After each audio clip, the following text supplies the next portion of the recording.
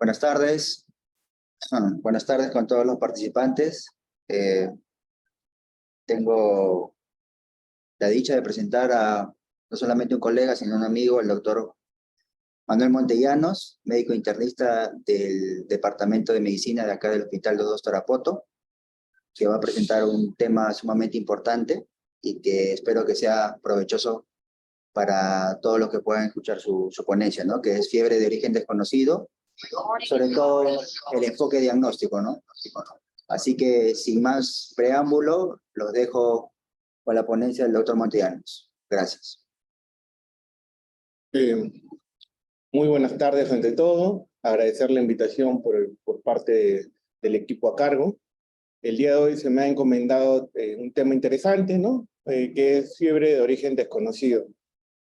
Es un tema que todos lo hemos visto en el transcurso de nuestra formación, desde el punto de vista teórico, y en la parte práctica estamos siempre ante personas, pacientes con este tipo de patología, ¿no? O tipo de problema principalmente. La mayoría lo hemos leído en la universidad. Lo que quiero es como brindar un recordaris, un análisis de esta patología como tal, o este problema como tal. Así que nada, como yo me presentó mi buen amigo el doctor Carpio, internista del Hospital 22, del lado B de hospitalización, y empezamos, ¿no? La agenda de los temas para tratar, ¿no? Primero definir fiebre y luego como tal fiebre de origen desconocido, ¿no? Los puntos a tocar, ahí están en el tablero, como dicen. Y bueno, empezamos con fiebre. Principalmente, ¿a qué catalogamos fiebre, no? Acuérdense que esta patología en general es una entidad clínica desafiante con alta prevalencia mundial y una miríada de diagnósticos diferenciales. Cuando hablo de miríada quiere decir múltiple, bastante, un sinfín, ¿no? Que suele dar de por sí es como una especie de reto diagnóstico, el reto de cada médico, el poder llegar a un diagnóstico, ¿no? Afecta a distintas edades con peculiaridades en los extremos de vías, ¿no? Siempre se menciona, por ejemplo, lo de infección urinaria, ¿no? Sabemos que en adultos, que es lo que nosotros vemos habitualmente, es principalmente en pacientes mujeres. Pero la peculiaridad, como menciona aquí, en neonatos, es que es tanto en varones y en mujeres la misma proporción de riesgo, ¿no? Entonces, por eso menciona lo de las peculiaridades en extremos de la vida. Y vamos a presentar 4 categorías. Algunos han agregado una quinta llamada idiopática o FOD verdadera, que ya se va a ver más adelante, ¿no? Entonces, bueno, empezamos con respecto a fiebre y definición. Recordar que la medicina es un arte, ¿no? Y implica no solamente un esfuerzo teórico, sino el saber interpretar, la empatía con el paciente y demás para poder llegar a un diagnóstico adecuado. La definición de fiebre, como dije, vamos a empezar por fiebre.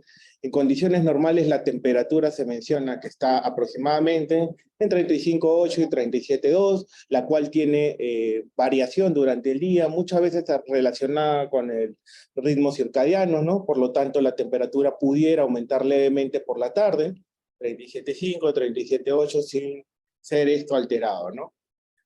Sabemos que quien se encarga de regular la temperatura son los termorreceptores en la piel, como en el núcleo preóptico del hipotálamo, y los termorreguladores, ¿no?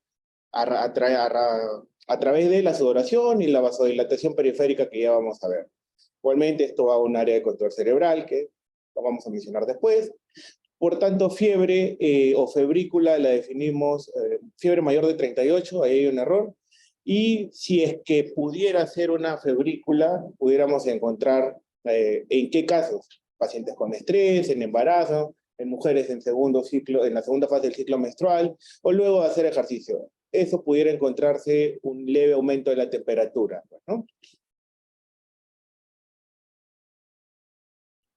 Por tanto, la fiebre ya desde el punto de vista práctico depende mucho de la zona al cual se le va a tomar, ¿no? Si bien mencionan que la zona rectal es de mejor índice de catalogar fiebre, la oral axilar pudiera ayudar, siendo una diferencia de ellas entre 0,3, 0,5, ¿no? teniendo en cuenta. Nosotros siempre sugerimos a los pacientes hospitalizados, los cuales cuentan con termómetro propio, el que sea de vía oral, ¿no? En lo posible. Tal vez antes, cuando solo se tiene un termómetro y hay muchos pacientes, lógicamente el axilar entra como principal punto medidor.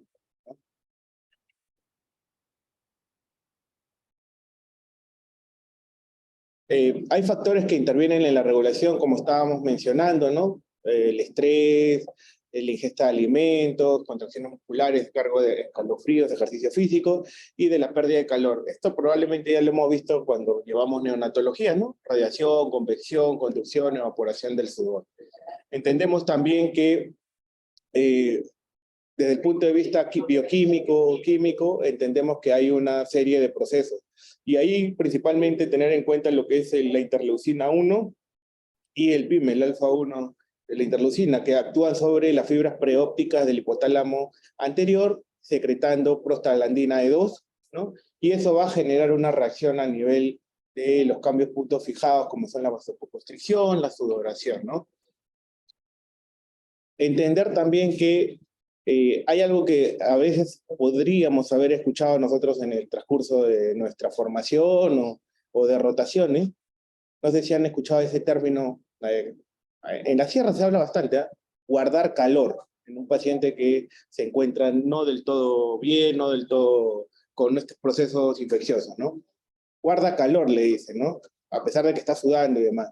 ¿Por qué? Porque se entiende que también la fiebre es un signo y suele ser desencadenado a raíz de algo, pero en un primer momento tiene sus funciones, son como, por ejemplo, el aumento de la quimiotaxis, aumento de la actividad oxidativa, ¿no? Aumento de la liberación de lactoferrinas con neutrófilos, lo cual va a producir una disminución del hierro sérico, ¿no? Y estimula la proliferación de linfocitos T, linfocitos B. Quiere decir que la fiebre en un primer momento tiene un factor de apoyo al sistema inmune, ¿no? Entonces, tener una fiebre de 38,5, 38,3, 38,4, no necesariamente implica que debamos bajar la temperatura bruscamente o rápidamente porque el paciente va a reaccionar mal, ¿no? No pasa lo de niños que por ahí que pudiera estar asociado a fiebre, a convulsiones febriles. En el adulto es distinto. Entonces, por ahí que es observar los medios físicos y tener en cuenta ello también. ¿No? Lógicamente, si esta fiebre es persistente y es muy alta, 39, 39,5, 39,8, hay probablemente mayor posibilidad de deterioro, ¿no? Y ese sí debería ser regulado. Entonces, entender que una fiebre no muy elevada, una fiebre leve, pudiéramos todavía observarla, ¿no? Medios físicos pudieran ayudar, entendiendo que es el sistema que está generando esta fiebre para controlar, por ejemplo, si fuera un proceso infeccioso, la replicación de este germen. Proliferación, activación y mejora la citotoxicidad, pues, ¿no? Entendamos algo, que cuando tenemos frío, se va a producir, ¿qué cosa? Una vasoconstricción, con la idea de conservar calor, ¿no? Y, digamos, cesar la secreción de sudor. Mientras cuando estamos en un ambiente caliente en general, los capilares se dilatan para generar pérdida de calor, tanto por evaporación. Entonces es un sistema que el organismo trata de controlar, es por eso que la temperatura no es estática en el transcurso del día, como mencionábamos, suele ser cambiante en el transcurso, ¿no? Un punto adicional que siempre se les pide siempre se nos pide cuando estamos en evaluación del paciente es mencionar el tipo de fiebre que tiene el paciente. ¿Y cómo va a ser ese tipo de fiebre? ¿Cómo lo podemos catalogar? Principalmente viendo si es intermitente, continua, recurrente, remitente, ¿no? Para eso se tiene que hacer una curva de la temperatura, ¿no? Para tener una idea de cómo está yendo. Por ejemplo, la intermitente, con aumento de la temperatura, que suele retornar a valores normales durante cada día, puede estar asociado más a procesos de abscesos, tuberculosis, linfoma.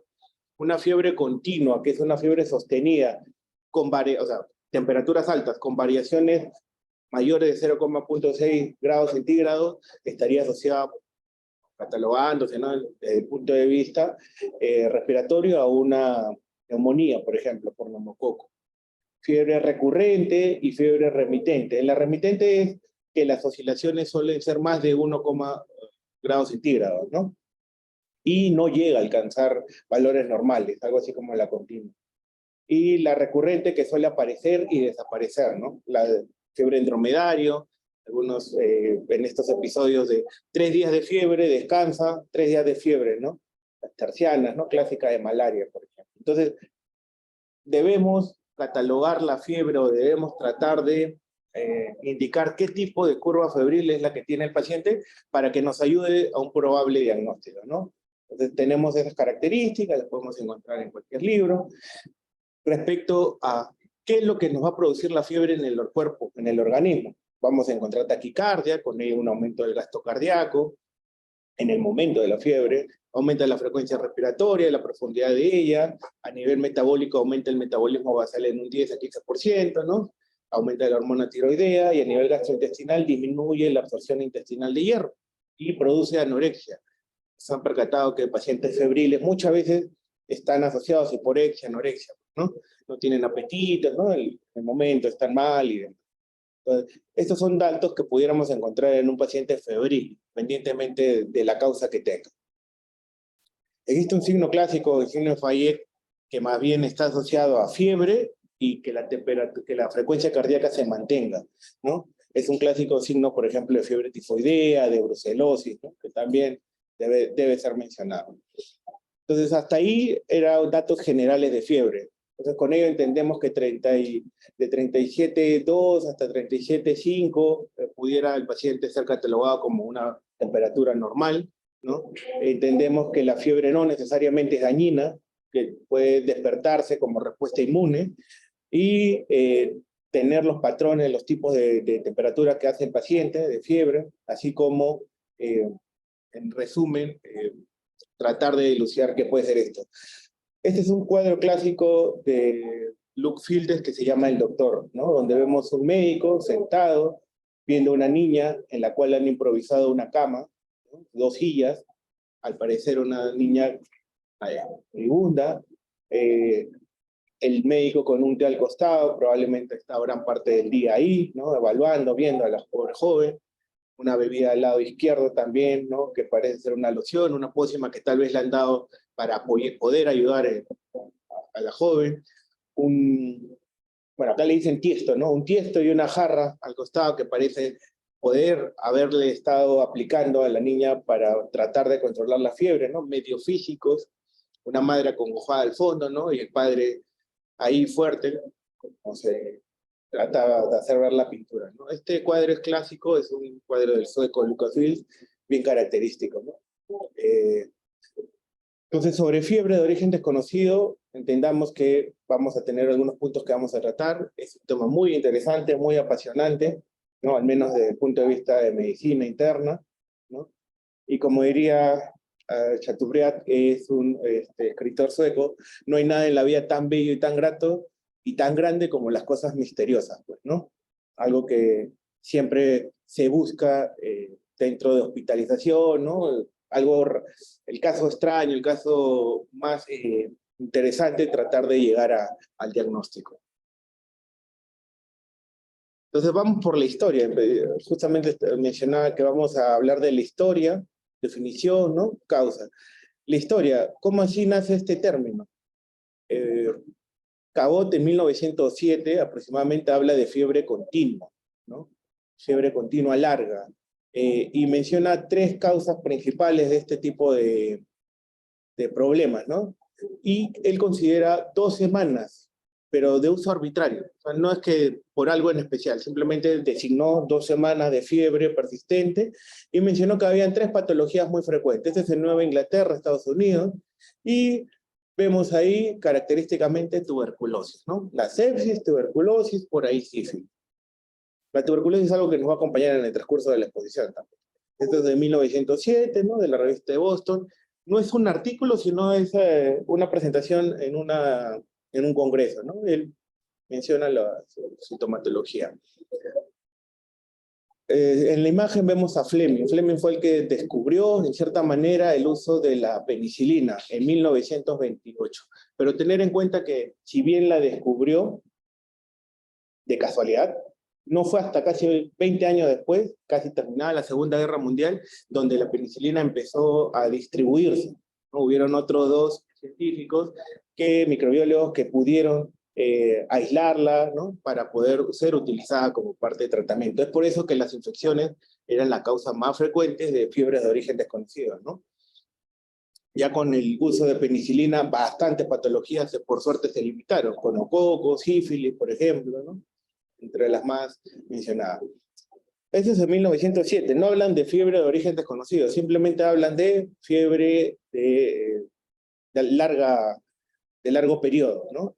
Y hablaban de estas tres patologías: fiebre tifoidea, sepsis y tuberculosis. Ya después, en el 61, Peter Dove ya acuña ese término de fiebre de origen desconocido y reporta 100 casos relacionados a ella, ¿no? En la Universidad de Yale, Estados Unidos, ¿no? 3 casos, 100 casos, y otra vez los criterios de selección, él menciona de 3 semanas de duración. Otra vez arbitrario, punto, nada más. Simplemente es para tender a... Hay enfermedades infecciosas que se autolimitan, ¿no? Las virales. Entonces, digamos, démosle chance de que haya sido una virosis y que ya se va a autolimitar y no meritaría mayor estudio, ¿no? Por eso menciona de forma arbitraria 3. Pudo haber dicho 2 semanas, como en el anterior, acá mencionan 3. Otro punto que menciona una temperatura mayor de 101 grados Fahrenheit, que en centígrados es 38,3, en múltiples ocasiones. Este elimina cualquier otra causa de hipertermia. Como mencionábamos, la temperatura puede variar en el transcurso del día, pudiera llegar en algún momento a 38 y ser algo fisiológico, por algo en el momento, ¿no? Y tercero, dentro de sus criterios, menciona una semana de estudios en hospitalización. Entonces son los 3 criterios clásicos que se toman y que muchos hemos aprendido, ¿no? 3 semanas de duración, 38 grados 3 y una semana de estudio hospitalario. Es lo que la mayoría hemos aprendido como parte de esto, en base al estudio de Peter, ¿no? Y él, a la vez, menciona sus patologías habituales asociadas. Y vemos que mencionan otra vez, ¿quién está? Las infecciosas. En especial, ¿cuál? Tuberculosis, ¿no? Tuberculosis es de las que otra vez se mantienen. Si se dan cuenta, ya no aparece sífilis, ya no aparece fiebre tifoidea. ¿Por qué? Porque en el 48 ya se descubre penicilina, antibióticos, y muchas de estas infecciones que estaban, gonorrea, sífilis, tifoidea, empezaron a ser tratadas. Y por lo visto funcionaron, porque ya vemos que en el transcurso cambia un poco la prevalencia de las patologías, ¿no? Habla de enfermedades neoplásicas y de enfermedades de colágeno, ¿no? Igualmente. En el transcurso del tiempo, ¿no? Los estudios que fueron evaluándose mencionaban siempre a los procesos infecciosos de mayor frecuencia. Una que otro estudio pudiera mencionar oncológico.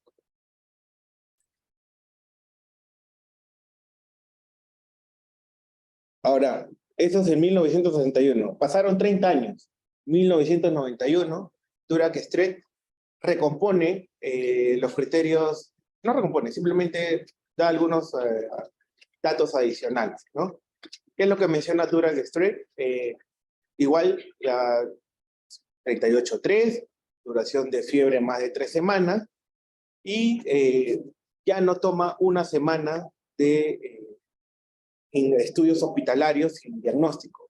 Él menciona 3 días de estudios hospitalarios al ingreso. ¿Por qué 3? Porque es el tiempo que va a demorar en promedio en que salgan los hemocultivos, ¿no? Las pruebas en general, lógicamente en sitios ideales, ¿no? Y a la vez cataloga, ese es el primer cambio, y a la vez cataloga a la fiebre de origen desconocido en 4 grupos.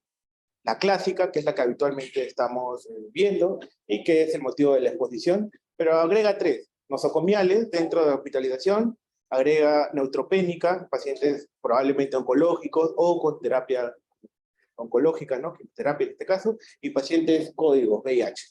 Tener en cuenta que lo que es VIH, te menciona, cambia solamente ahí en los criterios, cambia, ya no dice 3 semanas de fiebre, sino 4, ¿no? Pero después se mantiene. ¿Qué quiere decir? 38,3, 3 semanas de fiebre, 3 días de hospitalización. Es lo que menciona. o 3 visitas hospitalarias, 3 visitas ambulatorias, ¿no? Porque hay pacientes que tienen fiebre persistente, pero están estables, están tranquilos. 38 3, 21 días, 3 semanas, 3 días hospitalizados, 3 días ambulatorios. En VIH cambia a 4. ¿Por qué 3 días?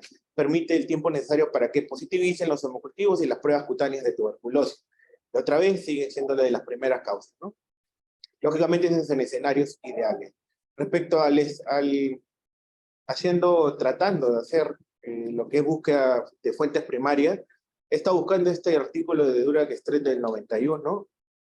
Todos los archivos de fiebre de origen desconocido siempre lo citan y no se ubican. Es interesante, ¿no? Posteriormente, en el 2003, 1961, 1991, 2003, 12 años después, un estudio belga de Nocker, ellos mencionan que simplemente hay que cambiar un par de términos, ¿no? Cambiar el criterio cuantitativo por cualitativo. ¿Por qué? A la llegada de nuevos exámenes, nuevas pruebas, nuevas imágenes, y mencionan ellos, un estudio estándar inteligente apropiado para pacientes hospitalizados y ambulatorios. Avanza tanta la tecnología, más aún en otros lugares, que hay nuevas formas de llegar a diagnósticos de algunas patologías. Aparece la famosa PCR. Cuando hablo de PCR, acá no hablo del PCR 16, 24, ¿no? Hablo de la reacción en cadena en polimerasa, que es para poder llegar a diagnósticos de, por ejemplo, procesos infecciosos, ¿no? PCR de Yersinia, PCR para tuberculosis, que lógicamente nos da una ayuda en otros lados, da una ayuda muy, muy, muy interesante. Y aparece la tomografía, que también ayuda en enorme cantidad para los diagnósticos, en especial abscesos retroperitoneales, presencia de ganglios y demás, ¿no? Entonces, ellos mencionan hacer un estudio inteligente apropiado para el paciente, ¿no? Eso con respecto a la historia de cómo es que se acuña el término de fiebre de origen desconocido y cómo es que se toman los valores, ¿no? Fiebre 38 grados, 3 semanas de fiebre para descartar cualquier otro proceso de hipertermia, y en este caso 3 días de hospitalización. Dentro de lo que es epidemiología, lo que podemos ver en el transcurso de las épocas es que las infecciones y tumores han ido disminuyendo como causa de fiebre de origen desconocido. ¿Por qué? Porque la era del antibiótico, lógicamente, hizo que apareciera más rápido, que se puedan tratar más rápido. La tomografía a la vez también hizo que se pudieran llegar a diagnósticos sin tener que esperar mucho tiempo, ¿no? Hasta poder llegar a un diagnóstico tal vez hasta quirúrgico, ¿no? La paroscopía. Pero llama la atención de que aumentan los casos de misceláneos y el NIT. El NIT es enfermedad inflamatoria no infecciosa. Eso es lo que menciona. Y ahí está metido lo que es, por ejemplo, las vasculopatías, las colagenopatías, ¿no?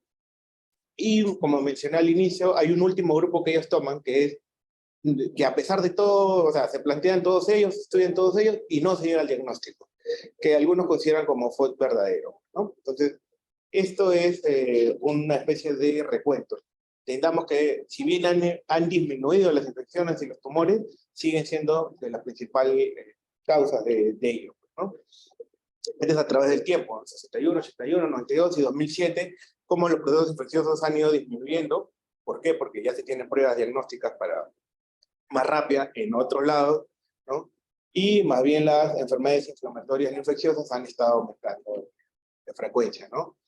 Este es un estudio, igualmente, una revisión en el tiempo, ¿no? En los 90, esto agarrando los años 2000, ¿no? 2018 en China, ellos ven, por ejemplo, una mayor incremento en los procesos infecciosos, pero después en la mayoría, tanto los infecciosos como los malignas se han equiparado, han disminuido, y las inflamatorias no infecciosas más bien son las que han aumentado como causa de fiebre de origen desconocido.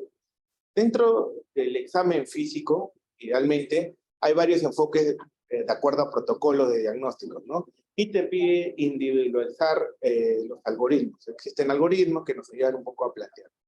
Pero acá lo importante que es la historia clínica y el examen físico, que suelen ser cruciales, ¿no? Y importantes en un primer momento. Entendamos que también es muy difícil poder realizar todos los exámenes que se sugieren, ¿no? O que a veces te dicen, al paciente con FOD hay que hacerle todo esto. En otros lugares tal vez lo puedan hacer, ¿no? En nuestros centros. Lógicamente hay que tener un poco más de, trabajar un poco más con criterios, con el examen físico y con las pruebas, al menos que tenemos a la mano, que pueden orientar. Hallazgos físicos como cuáles, por ejemplo, dolor en senos paranasales, planteando una sinusitis, dolor a nivel de las arterias temporales, planteando una arteritis de la temporal, algo que siempre que no es tomado mucho en cuenta, por ejemplo, es el fondo de ojos. El fondo de ojos nos da bastante información. Por ejemplo, si encontramos tubérculos coroideos, es característico o nos puede estar asociando a una tuberculosis de fondo. Las manchas de Roth, características de endocarditis, por ejemplo, ¿no? Son signos patognomónicos que no se piden y que pudiéramos, en casos de fiebre de origen desconocido, solicitar, ¿no? Pedir a la oftalmología que nos apoye desde ese punto de vista con el fondo de ojo para ver ello. Si hay dolor en la tiroides, y lo clásico que siempre se les dice, ¿no? ¿Cómo va en el aparato cardiovascular? Lo alterado, un soplo. Porque si vemos que hay un soplo registrado hoy y a los 3 días ya no hay soplo y de ahí como que vuelve a aparecer, eso nos habla de endocarditis infecciosa hasta demostrar lo contrario. La endocarditis marántica es la asociada, por ejemplo, al lupus, ¿no? Igualmente en las otras zonas del cuerpo, ¿no? Abdomen, genitales, recto. Los maestros siempre decían, es preferible meter el dedo que meter la pata. ¿Qué quiere decir? Muchas veces pasamos por alto la evaluación rectal, ¿no? A veces el paciente, no sé, por pudor no quiere decir que le duele esa zona, ¿no? Y uno no examina. Muchas veces ahí está el problema, ¿no? Ya hemos tenido un par de casos de abscesos rectales que no la han querido, el paciente no lo ha mencionado y el examen físico ni siquiera ha sido el médico o el personal de salud médico que está a cargo del que lo ha diagnosticado, sino el personal técnico o enfermería que al movilizar al paciente para la limpieza encuentra ahí la lesión. Entonces, intentamos eso. Y un dato interesante, los patrones específicos de las fiebres que estábamos hablando, intermitente, ¿no? Fluctuante, remitente y demás, ¿brindan información? Sí, pero actualmente es tema de debate. ¿En qué sentido? En que se ha visto que estos patrones ya están alterados. ¿Por qué? Porque los pacientes, muchos se automedican hoy en día, entonces ya no vas a encontrar el patrón característico.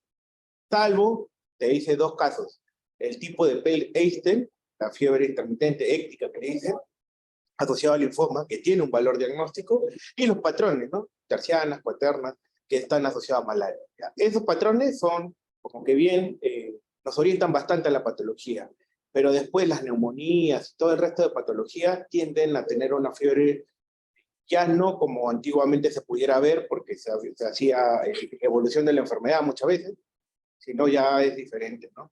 Ya cambia, ya no ha mejorado ese punto de vista. Entonces, entendamos que existen múltiples causas. Hasta ahora, en las últimas revisiones, se menciona que hay hasta 200 causas de fiebre de origen no determinado. Pero hay que empezar por lo más frecuente, fiebre por medicamentos, ¿no? En especial en pacientes hospitalizados, que siempre se plantea, ¿no? Ya que se utiliza bastante antibiótico-terapia. Si tienes un paciente con tuberculosis, lo primero a pensar antes de todo en un país como el nuestro, tuberculosis, con tos productiva directa, ¿no? Historia reciente de eventos vasculares, endocarditis, arteritis, contacto con animales, ¿no? Leptospirosis, brucela. En muchos países brucelosis es considerada una enfermedad ocupacional. En nuestro país, más bien, todavía sigue siendo de uso de presentación cotidiana, común, habitual, ¿no? Si tienes un paciente que asociado a fiebre tiene visión borrosa, debes plantearte arteritis de la temporal, por ejemplo, ¿no? Más aún si es un paciente adulto mayor, ¿no? Mialgias, plantearte quinosis, polimiositis, hemos tenido pacientes con dermatopolimiositis, ¿no? Una polimiositis, una piomiositis, ¿no? Que venían por fiebre y lógicamente la debilidad muscular, estructura escapular, ¿no? Si tienes un deterioro mental, ¿no? Deterioro cognitivo, a la cabeza, en nuestros lares, tuberculosis. Por otros lados será sarcoidosis, tal vez, ¿no? Dorsalgia, lumbalgia, todavía expresada en brucelosis, ¿no? En especial lumbosacralgia. Si tienes artritis, enfermedad de Stiller, artritis reumatoide, pérdida de peso, neoplasias, tuberculosis, bueno, en general siempre hay datos que debes buscar porque el paciente no siempre te lo va a mencionar, que debes buscar para poder tener una pista relacionada al diagnóstico. Entonces, como mencioné, hay como 200 causas. En la época de Cabot, esta es la de Frederick, en el 61 se hablaba de 100 causas, ¿no? Y tuberculosis seguía siendo de las principales, ¿no? Carcinomatosis, en especial de tumores gastrointestinales como páncreas, colon, que muchas veces se pueden presentar como paraneoplásicos, fiebre, o el tumor estaba creciendo, el paciente no le da mucha importancia y ese tumor se infecta, y a raíz de eso aparece, bueno, la fiebre y la evidencia, ¿no? Actualmente hay 200 causas, ¿no? Otra vez, dentro de las principales, tuberculosis, ¿no? Dentro de las neoplásicas, a considerar siempre son los linfomas, las enfermedades de Hodgkin, como enfermedad de tejido conectivo o enfermedades inflamatorias no infecciosas, lupus, ¿no? Que es también, como dice la BD del grupo de esas patologías, y una serie de patologías que se puede leer ahí, ¿no? Múltiples, que están descritas, diferentes artículos. Entonces, resumiendo, como causas comunes infecciosas, ¿no? Que se mencionan ahí, neoplasia, enfermedades inflamatorias no inmunes, como enfermedades del tejido conectivo, enfermedades granulomatosas, neoplasias a la cabeza de enfermedades de Hodgkin, leucemias aleucémicas, cuando todavía no hay presencia de blastos, y misceláneas, plantearla medicamentosa, ficticia, bueno, también, y demás, ¿no? Entonces, esos son, hemos visto un poco las causas, la epidemiología. Ahora, ¿cómo llegamos al diagnóstico? El examen físico otra vez, la historia clínica y el examen físico nos va a dar gran parte de los diagnósticos. Pero tenemos que ayudarnos con algunos exámenes. La fase 1 suelen ser las pruebas generales que solemos solicitar, ¿no? Desde el hemograma, un examen de orina, el PPD, lo que ven ahí, la radiofretóras, que debe estar siempre dentro del estudio de gabinete inicial. Si todo eso sale normal, y muchas veces ya al hospital cuando llegan esto, ya tiene prueba de esto, está normal, debe seguir el siguiente paso, ¿no? Que son, lógicamente, estos tipos de estudios, y uno tercero que ya es un poco más avanzado. Habitualmente acá ya llegan, los pacientes que con probable FOD llegan, digamos, en la fase 2 de estudio, porque ya tienen múltiples, tienen ecografías, ¿no? Tienen radiografía de diferentes lados, y serológicos. Entonces, vemos que ya han avanzado. Acá hay que simplemente limitar bien cuál es el que está generando el problema principal, ¿no? Y pudiendo llegar a una fase 3, donde te piden tomografía, biopsia, si fuera un cuadro ahí del cual pudiera tomarse, ¿no? Entonces, entendamos algo, las pistas diagnósticas nos pueden dar hasta un 62% para poder llegar al diagnóstico como tal, ¿no? Pero también entendamos que casi un 50% de estas pueden ser engañosas, ¿no? Te puede estar teniendo un síntoma y no tener nada relacionado a ello. En nuestro medio, se desaconseja hacer las pruebas de laboratorios extensas basadas en los algoritmos, porque no estamos en esa realidad, ¿no? Es costoso y los falsos positivos también son altos. Entonces, tenemos que buscar una búsqueda un poquito más dirigida, ¿no? E inteligente, que se le dice, ¿no? Si han escuchado la prueba de naproxen, ¿no? La prueba de naproxen es principalmente para que nos ayude al diagnóstico de una causa de fiebre tumoral. La prueba de naproxen descrita por Chang en el 84, ¿no? En pacientes con fiebre de origen desconocido de más de 7 días, con la duda que pudiera ser proceso neoplásico, mostró que al hacerla, si era por un proceso infeccioso, no había respuesta de la naproxen, o sea, seguía la fiebre. Pero si hubiera una neoplasia de fondo, mejoraba dentro de las primeras 24 horas. Entonces eso daba pie a que entraras tus estudios a ese lado, ¿no? Tiene sus detractores, lógicamente. Entonces, hasta ahí, ¿qué vemos? Vemos que el paciente debe ser estudiado inicialmente, desde el punto de vista de historia clínica, examen físico, que nos puede dar un diagnóstico hasta un 60% del problema, o dirigirnos adecuadamente, estudios de gabinetes iniciales, ¿no? Como los que estábamos mencionando, los básicos, hemograma y demás. Posteriormente, imágenes como ecografías, radiografías, y de no tener nada al momento, la tomografía nos puede ayudar bastante, ¿no? Hoy en día, por suerte, tenemos varias herramientas para poder llegar al diagnóstico, Y lógicamente, si el problema vemos que está a nivel de una zona determinada, es ir directamente a ese problema. Por ejemplo, si tenemos un paciente con fiebre, pero tiene síntomas respiratorios, tiene lesiones pulmonares, una posibilidad es, si es central, ¿no? El problema es hacer una fibrobronco para poder llegar a un diagnóstico etiológico mejor. Si es periférico, una biopsia, ¿no? Si es a nivel abdominal, ¿no? Una masa o alguna lesión que se evidencia, endoscopía, colonoscopía nos pudiera ayudar, ¿no? Entonces, ya tenemos herramientas actualmente que nos pueden ayudar a llegar a un diagnóstico más rápido. Pero a pesar de ello, hay patologías que no se presentan del todo, ¿no? O sea, no se presentan de forma manifiesta del todo. Entonces, esas son las del problema. Y para ese grupo de patologías, hay un examen que se vio ya desde muchos años atrás, aquí todavía ni llega del todo, pero se sabe que es la tomografía por emisión de positrones, ¿no? Y ya hay protocolos de diagnósticos. Por ejemplo, en el 2007 ellos agregan a fiebre de origen desconocido el término de pista de diagnóstico potencial, ¿no? Ya con todos los exámenes previos realizados, ¿no? Para tener un enfoque mucho mejor, ¿no? Igual, ellos no se saltean, ¿no? Examen físico, investigaciones básicas, ¿no? Y pistas de diagnóstico potencial, respiratorio, abdominal, neurológico. ¿Para qué? Para hacer los estudios dirigidos hacia esa zona, ¿no? Pero si a pesar de todo sigue saliendo negativo, no diagnóstico, te sugiere realizar el procedimiento, ¿no? Entonces, cuando tú realizas el PET, tampoco es que te vaya, o sea, que el PET vaya a ser la solución y te vaya a llegar al diagnóstico. Te va a orientar, te va a sugerir problemas, ¿no? En este estudio del 2007, por ejemplo, igual, te sirvió para procesos infecciosos, neoplásicos, ¿no? Principalmente. ¿Qué procesos infecciosos? Por ejemplo, te dice en promedio, en este caso, para este grupo de población, bronquiectasias, diverticulitis, ¿no? Pielonefritis, que no se estaban viendo ni con ecografía, ni con exámenes de laboratorios habituales, ¿no? Neoplasias, igualmente linfomas no Hodgkin, y enfermedades inflamatorias, sí, en menor proporción, ¿no?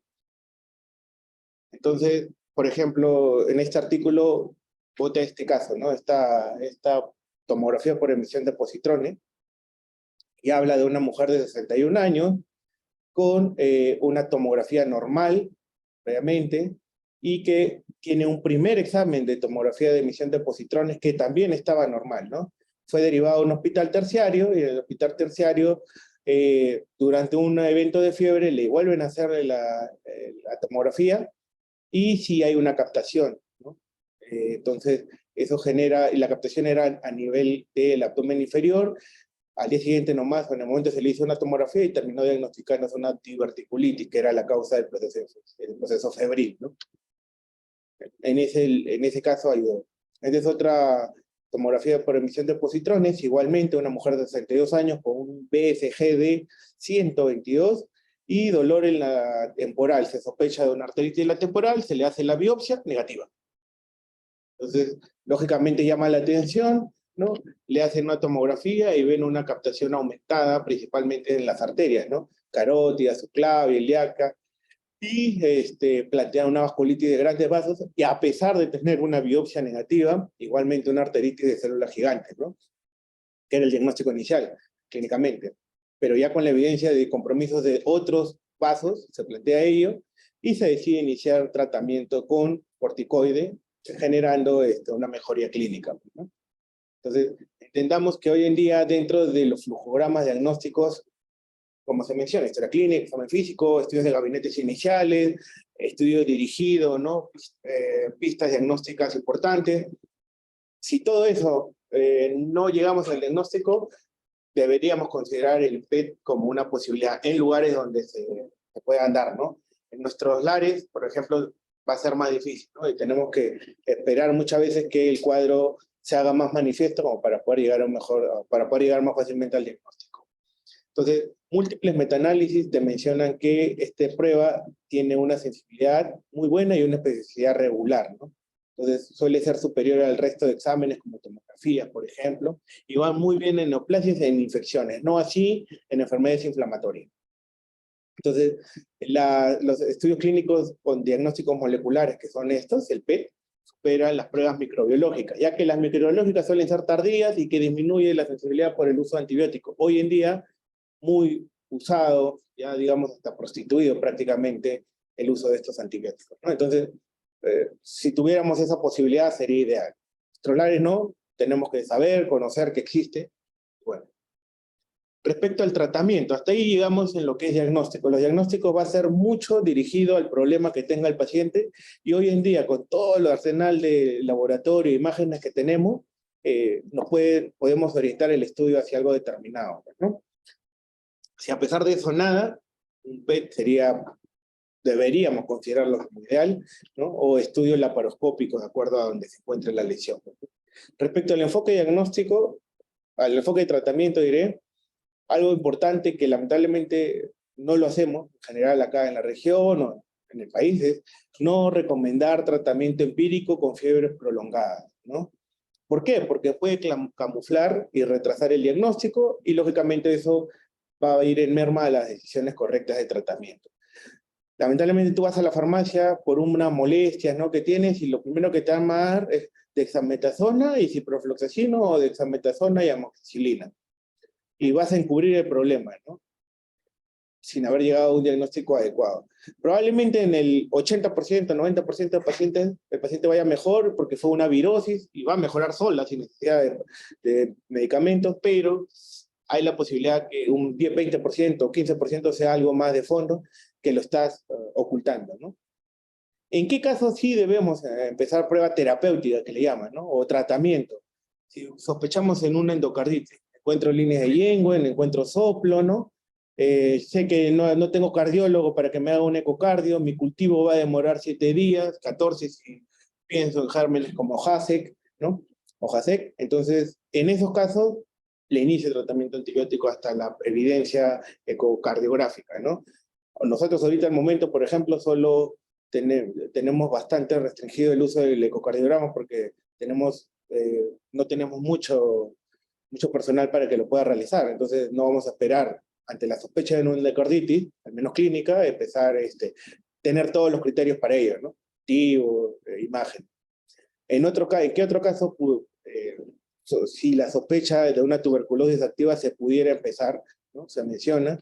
En especial, en este caso, con los glucocorticoides también menciona no darse de forma precoz, porque puede reservarse para casos puntuales, ¿no?, como cuáles: arteritis de la temporal con riesgo de pérdida de visión. El paciente que te dice que ya está viendo bajo, poco, ya, ese paciente probablemente deberías empezarle corticoides a dosis alta, ¿no?, en el contexto. En sepsis, lógicamente, en un paciente con shock séptico, no voy a esperar que me salgan los resultados del antibiograma para empezarle antibiótico también. Esto es lo que mencionan como tal, ¿no? Entonces, dentro de el tratamiento al final va a terminar siendo lo que se ubique, lo que se diagnostique. No apresurarnos en el uso de antibióticos, no apresurarnos en el uso de glucocorticoides, algo que lamentablemente en mismo hospitalización se puede ver, ¿no? Ya iníciale, pues, ¿no? Porque ya, ¿pero qué es? No sé, pues bueno, algo será, pero algo va a ir bien, ¿no? Acuérdense que los corticoides mejoran todo. Entonces, más que mejorar, te pueden solapar, ¿no? Este es un estudio en Paraguay, a nivel latinoamericano al menos, ¿no?, donde muestra otra vez causas infecciosas como más frecuentes, el tipo clásico que mencionábamos, también la causa más frecuente de fiebre de origen desconocido. Estos pacientes muchas veces llegan con astenia, anorexia, pérdida de peso, principalmente. Datos que nos pueden orientar al diagnóstico, como la visceromegalia, adenomegalia que se debe buscar. Hay adenomegalias palpables, ¿no?, cervicales, inguinales, pero las retroperitoneales, las mediastinales, lamentablemente solamente la vas a ver por imágenes, ¿no?, tomográficas muchas veces. Como por suerte tenemos a la mano ya hoy en día tomografía y un servicio de tomografía que nos apoya también en ello, tenemos esa ventaja de poder llegar un poco más rápido al diagnóstico. El diagnóstico final del paciente en este estudio, Paraguay, por ejemplo, fue buena incidencia, tuvieron ellos de leishmania, ¿no?, leucemias, tuberculosis. Nosotros de por sí tuberculosis es un mal generalizado, ¿no? Entonces siempre tenemos que sospecharla y tenemos que ir a la búsqueda de eso. Estos son 2 estudios, por ejemplo, en Perú, ¿no?, tanto en el 2022, por ejemplo, de fiebre de origen desconocido, por ejemplo, en el caso de una tuberculosis generalizada versus una enfermedad de Castleman, y en el otro de una granulomatosis con poliangiitis, antiguamente llamada Wegener, ¿no? Entonces, existen reportes de casos. Lamentablemente nosotros no tenemos a nivel nacional un estudio de revisión de fiebre de origen desconocido como tal, ¿no? Entonces, nada, eso fue mi tema hasta ahora. Agradecerles la presencia, el haber escuchado el tema, y gustoso de responder alguna pregunta, ¿no? Alguna duda, comentario. Ahí estamos con Manuelito, disfrutando del bicampeonato. Así que bueno.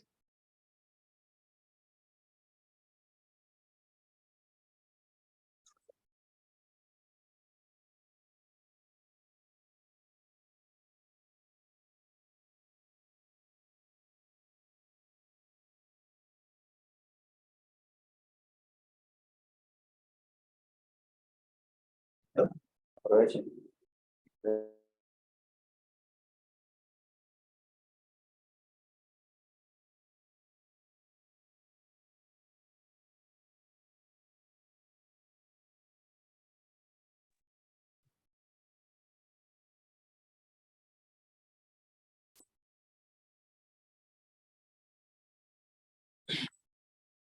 Sí, bueno, agradecer, ¿no? La exposición del doctor Montellanos. Quizás un poco para conocer la realidad de nuestro hospital, una de las preguntas podría ser, doctor Montellanos, ¿con qué cosas de todas las que usted mencionaba en la exposición todavía eh, tenemos como limitantes en el hospital, ¿no? Y quizás ahora, en este nuevo año, tratar de gestionarlas para atenderlas, ¿no? Según los casos que usted ve normalmente en hospitalización. Si nos podría mencionar, por favor. ¿Me podría repetir la pregunta, por favor? Eh, Sobre los estudios que usted ha mencionado que hay que hacer en los casos de fiebre de origen desconocido, ¿cuáles serían las limitantes? O sea, ¿cuáles son las pruebas que no contamos en el hospital que serían quizás una buena oportunidad para poder gestionarlas a este inicio de año, ¿no? Según lo que ustedes ven normalmente en el servicio de hospitalización, ¿no? El problema, por suerte, siempre lo menciono, si bien tenemos gran parte de los estudios laboratoriales, imagenológicos, yo converso con bastantes colegas de Lima, de alguna zona norte de Perú, y se sorprende que nosotros tengamos resonancia, ¿no? O angioresonancia, resonador, un tomógrafo relativamente operativo. Entonces, tal vez nuestras limitantes sean en este grupo de patologías inflamatorias no infecciosas, las autoinmunes, ¿no?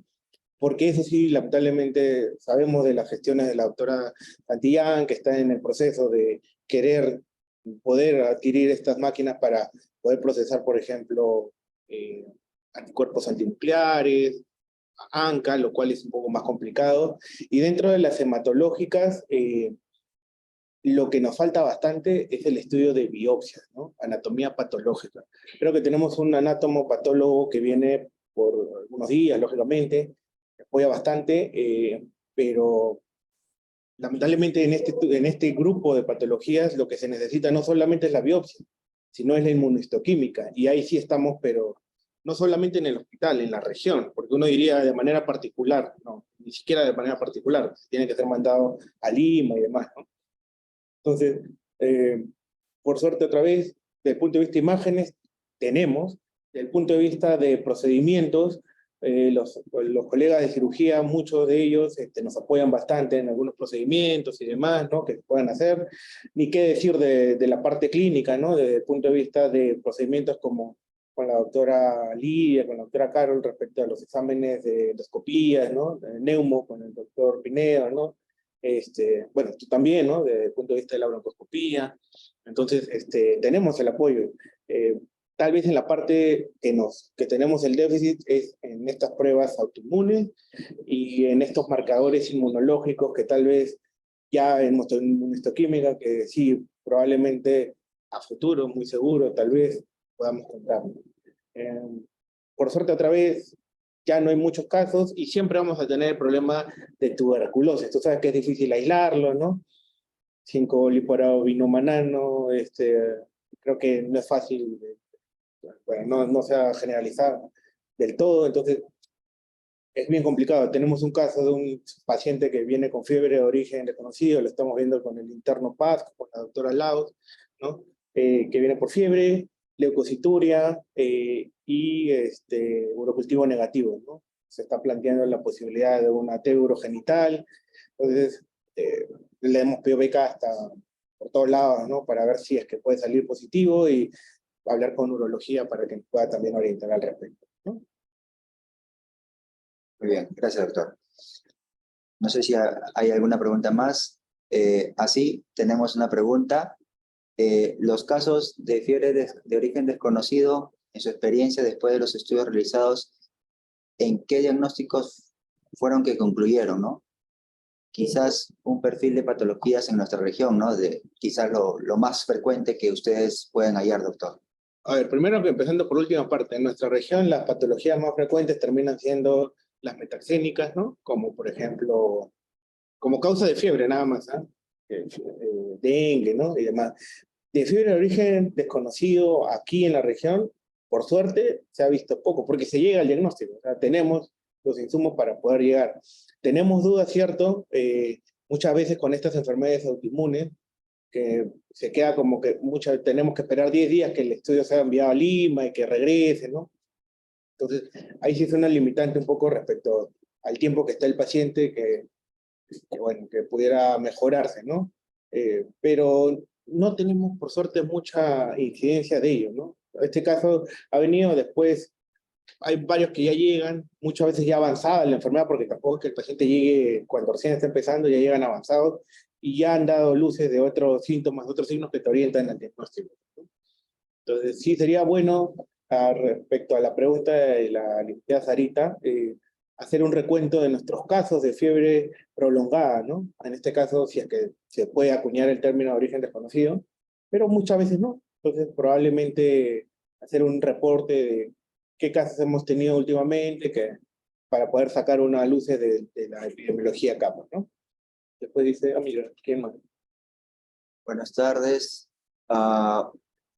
Bueno, nos felicitan, doctor, por su ponencia sobre la dosis.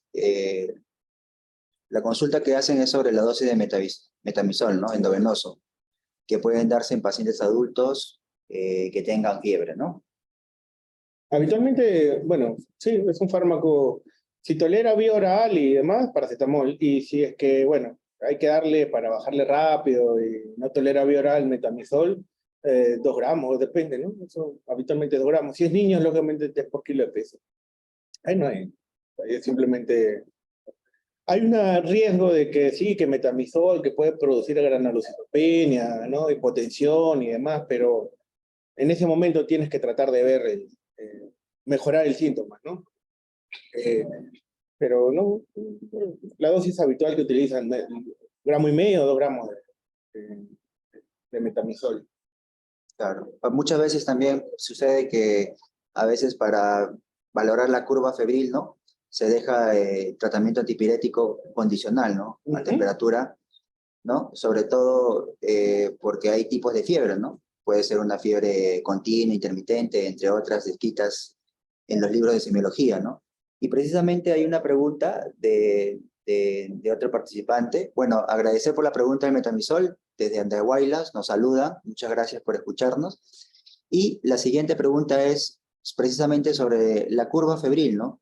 Que si es de utilidad en la estancia hospitalaria, ya que se tiene en cuenta durante la hospitalización el tratamiento, ya sea de forma con antibióticos o antipiréticos, ¿no? ¿Qué comentar al respecto, doctor, sobre esta curva? Se dice que cuando no tienes el diagnóstico, cuando viene un paciente, le haces la historia clínica, el examen físico, laboratorio, y en un 80%, 90% vas a llegar al diagnóstico, o muchas veces, así no llegues al diagnóstico, le van a empezar un tratamiento y va a mejorar.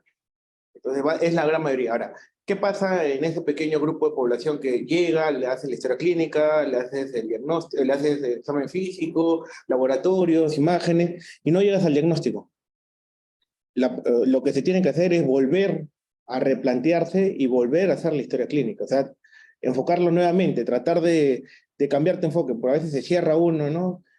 Tenemos la mala costumbre muchas veces de tomar la información que viene de emergencia como que es la información real, adecuada, pues, ¿no? Cuando en emergencia sabemos que por el tiempo, la premura, sacan datos así recontra básicos, dirigidos, y no se deberían tomar en cuenta del todo, pues, ¿no? Ya en arriba, en hospitalización, tienes tiempo con tu café, con tu sillita al costado, conversar ampliamente con el paciente sobre sus síntomas, sus molestias. Cuando no se tiene un diagnóstico, se debería hacer una siguiente historia clínica, siguiente evaluación. Y si tienes un paciente que está hospitalizado, sigue siendo fiebre, hay que hacerle la curva. Ahora, entendamos que los antipiréticos no son en horario. Los antipiréticos son condicionales. Entonces, otra vez, si tiene 38.5, 38.9, lógicamente se le va a indicar, pero no vas a dejar de graficar ahí la temperatura, ¿no? Lógicamente graficas y pones ahí paracetamol 1 gramo, ¿no? Como diciendo, se le ha dado. Y lo otro, la otra parte de la prueba, y el antibiótico. Idealmente, como mencionamos previamente, si catalogas que es una fiebre de origen desconocido, no deberías iniciar antibióticos, salvo que estés pensando que es una endocarditis infecciosa o tienes toda evidencia que sea una tuberculosis activa, ¿no? Pero que no estás pudiendo sacar muestra o tener la muestra para el estudio microbiológico adecuado, ¿no? Sale negativa, como suele pasar. Siempre se dice también, PKs por 500, ¿no? ¿Por qué? Porque nos ha pasado varias veces que el PK en esputo salió positivo recién a la quinta, sexta muestra, ¿no? Y después de tanta insistencia, porque suele salir normal también. Entonces, nada, eso sería con respecto a hacerla de todas maneras, pero siempre poner ahí, ¿no? Tanto temperatura. Y lo otro, si es menos de 38.3, ¿no? 37.8, así, medio físico. Lamentablemente personal técnico se aburre medio físico porque hay que estar cambiando los pañitos y demás, pero si hay familiares que estén ahí nomás. Y con eso, más que suficiente, ¿no? Si es que fuera el problema ahí. Muy bien. Gracias, doctor. Bueno, al no haber más preguntas, nuevamente agradecemos al doctor Montellanos por la ponencia, esperando que haya sido de provecho para todos los participantes y ya nos volvemos a encontrar en otra nueva oportunidad. Unas palabras, doctor, finales, por favor. Sí, nada, gracias y a disposición de alguna próxima presentación, ¿no? Y agradecer a los que están presentes. Y nada, hasta luego. Gracias. Buenas tardes.